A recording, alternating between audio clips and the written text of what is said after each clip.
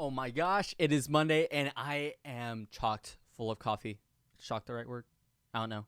Roll the intro.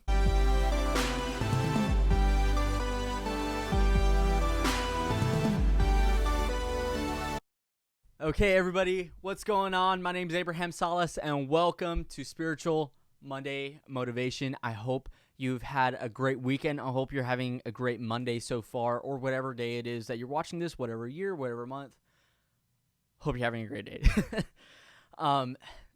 So this is basically just a Bible study to help center us at the start of our week. I post on Mondays, but you can obviously watch it whenever you want. So yeah, let's just get straight into it. Today, I want to talk to you about you.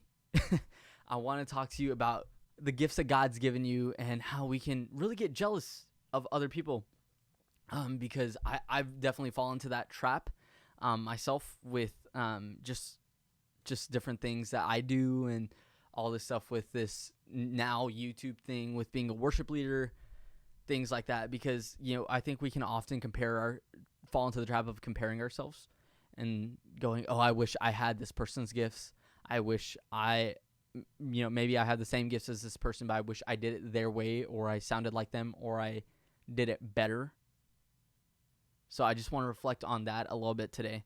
And St. Paul talks a lot about spiritual gifts in his letters to the Corinthians, his first letters to the Corinthians. We're going to right here in chapter 12, and I'm going to be at the end of it just because he gives a really good point that I want to hit here. We're going to be in verse 27 through verse 30. And he says, "Now you are Christ's body, and individually parts of it. Some people God has designated in the church to be first apostles, second prophets, third teachers, then mighty deeds, then gifts of healing, assistance, administration, and varieties of tongues. Are all apostles? Are all prophets? Are all teachers? Do all work mighty deeds? Do all have gifts of healing? Do all speak in tongues? Do all interpret?" And the answer to that would be no. We don't all do everything. We can't possibly have every spiritual gift out there. He even made the point early in the chapter when he's talking about one body having many parts, that an eye can't be a foot. Basically saying that we can't be someone else. We shouldn't want to be someone else. We should want to be ourselves, who God has created us to be. And we all have different gifts. Some people are going to be the singers at church, the worship leaders.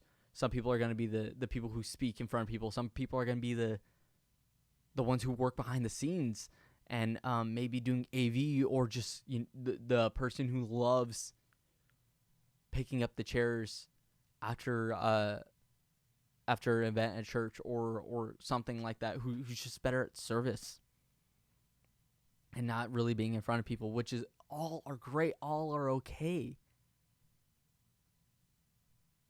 And what I think St. Paul is really trying to say here is,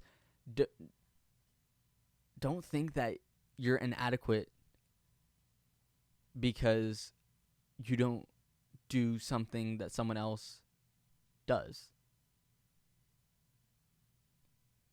Or that maybe you do the same thing, that maybe you have the same gifts as someone else, but maybe you don't do it exactly the same way. I'm a singer, right? So maybe I don't sound the same as the next guy. But should I fall into the trap of comparing myself to someone else who may have that different voice? No, because God has given me the voice that I have. And that's what he wants me to use. He wants me to use my voice, my gifts. He doesn't want me to use someone else's. Because we're all uniquely made. And we're all called to make disciples of all nations with our gifts. So use the gifts that God has given you in order to go make disciples of all nations. Not the gifts that he's given someone else. Because your gifts are just as important, just as needed, just as used as the gifts as the person next to you. Don't fall into the trap. And that's my challenge this week, is when you may be feeling jealous or just inadequate, just, as always, offer that up to God. But ask him to help you realize your gifts and realize that you too are making a difference when you go and use that for him. That your gifts are just as important. And ask him for opportunities to use those gifts to serve him, to serve others, to bring people closer to him. Offer your gifts up, no matter what they are, to God. If you give it to God, I promise you, it's not going to be wasted. So, give it to God this week. And use your gifts, no matter what they are, to go make disciples of all nations.